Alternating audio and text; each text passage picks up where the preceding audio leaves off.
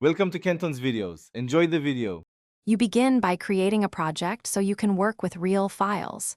Open Visual Studio and choose Create a new project. Pick the language and template you need.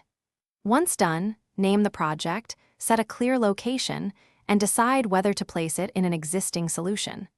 Make sure to set the target framework now so dependencies match. This immediate setup avoids rework later and gives Visual Studio the context it needs to load relevant tools and templates. Once the project exists, learn the core panes and shortcuts to speed progress. You will use Solution Explorer to open and manage files.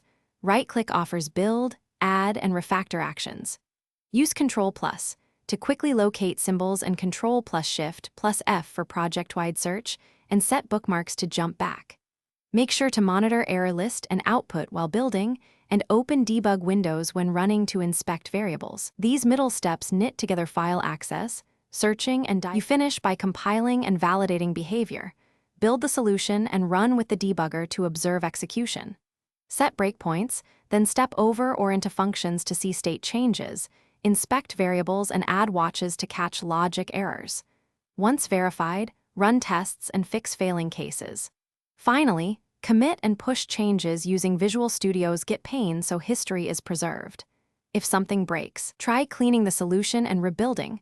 Often stale caches cause odd failures. Clear bin and obj folders if